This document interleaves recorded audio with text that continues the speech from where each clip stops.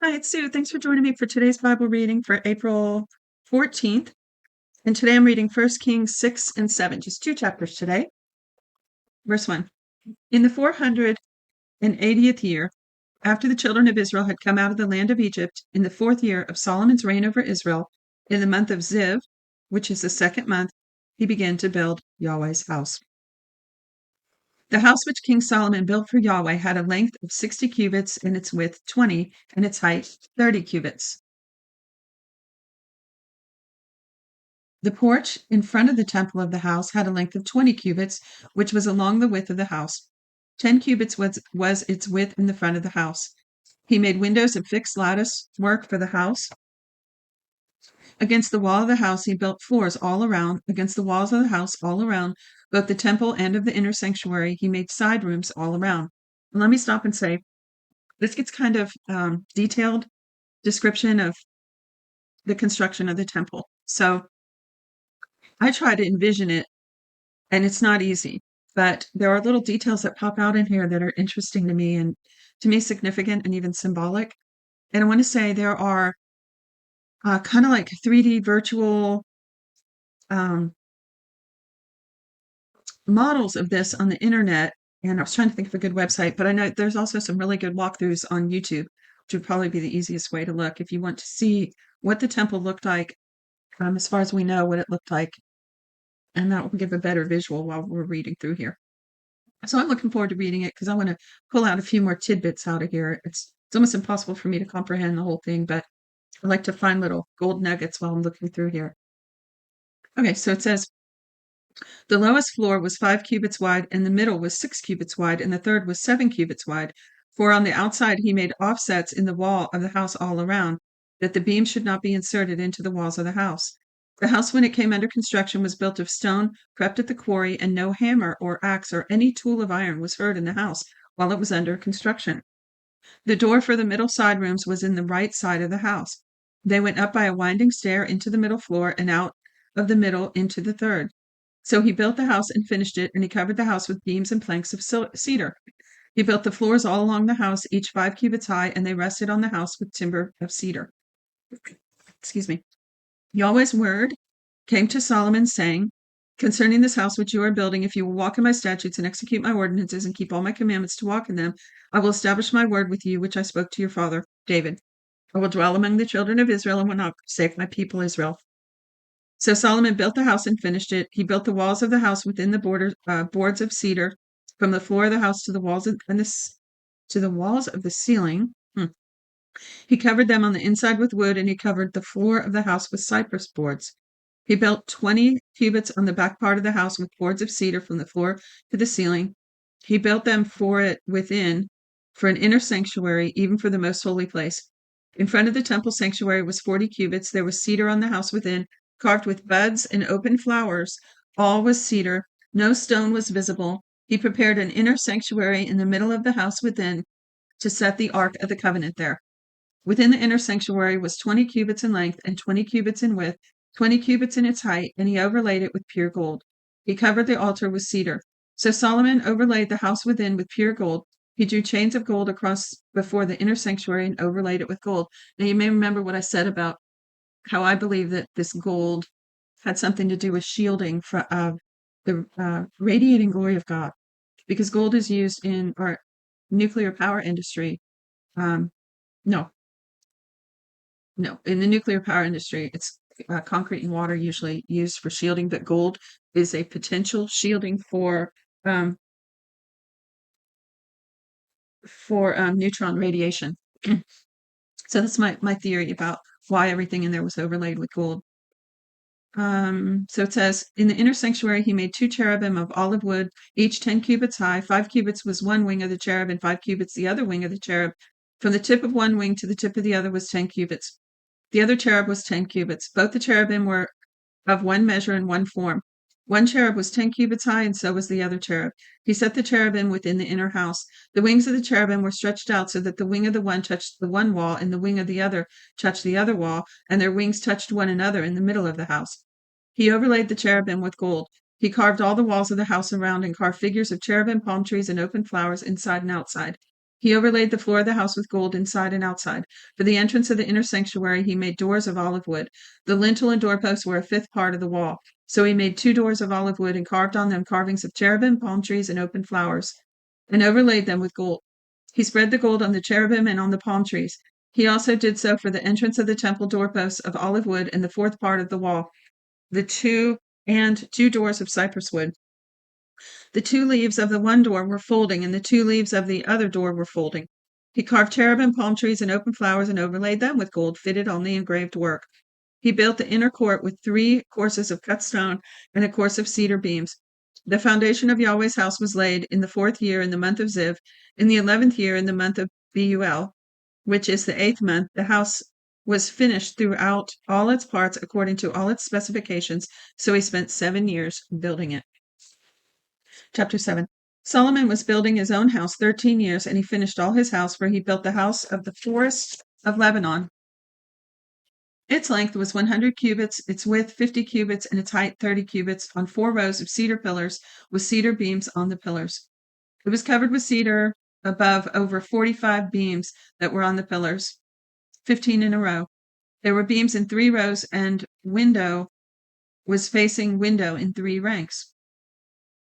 All the doors and posts were made square with beams, and window was facing window in 3 ranks. Wow. Why did it repeat that?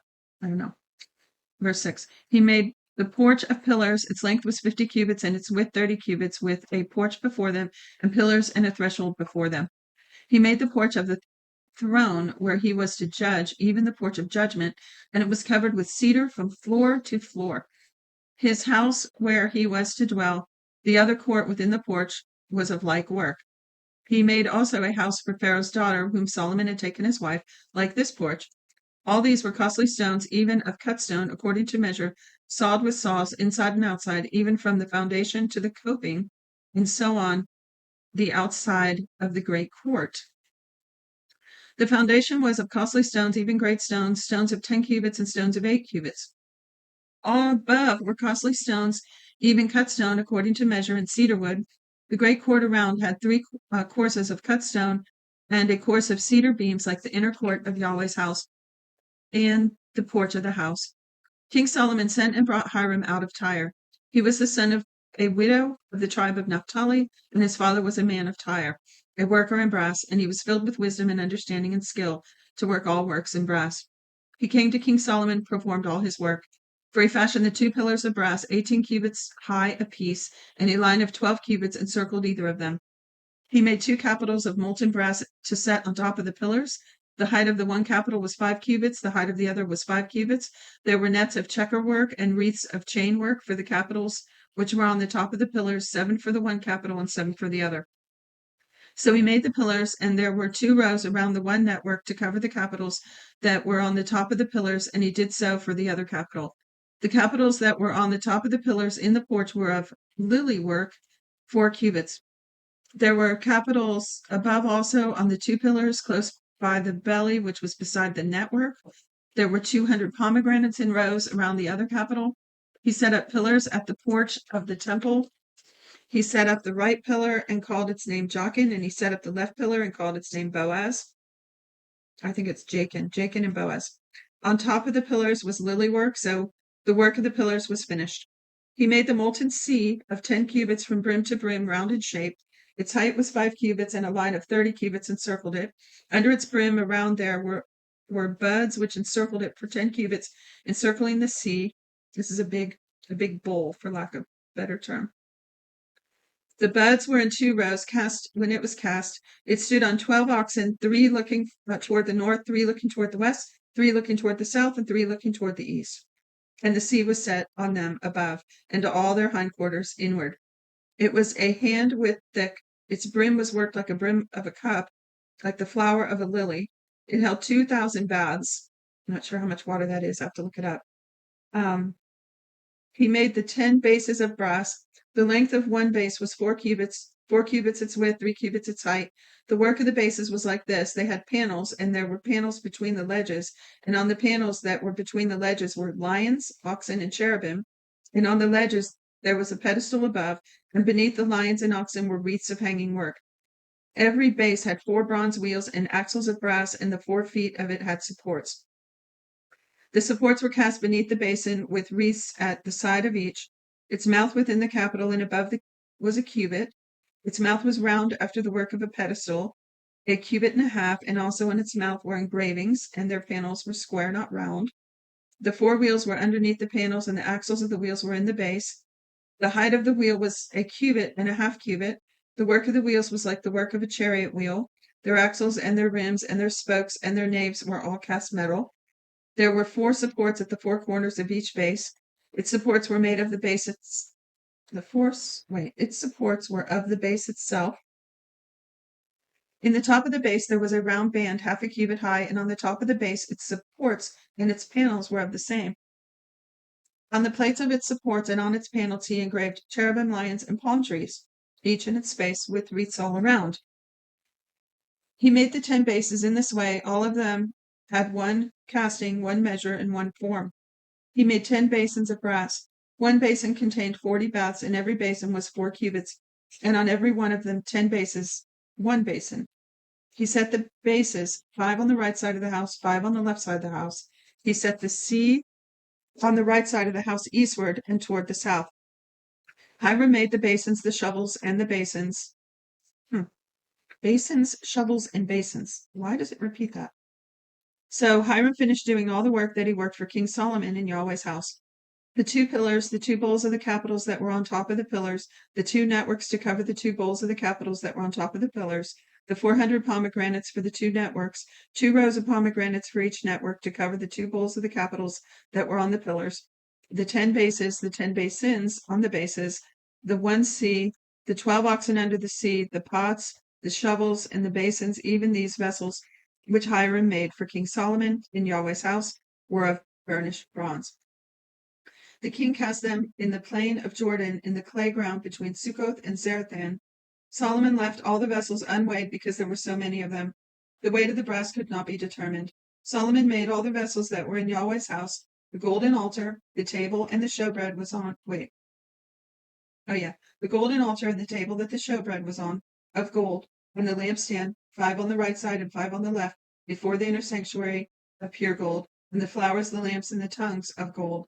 Cups, the snuffers, the basins, the spoons, and the firepans, of pure gold, and the hinges both for the doors in the inner house, the most holy place, and for the doors of the house of the temple, of gold. Thus all the work of King Solomon did in Yahweh's house was finished. Solomon brought in the things which David his father had dedicated, the silver of gold and the vessels, and put them in the treasuries of Yahweh's house. And that is the end of today's reading. Thanks for joining me. God bless you today. See you tomorrow.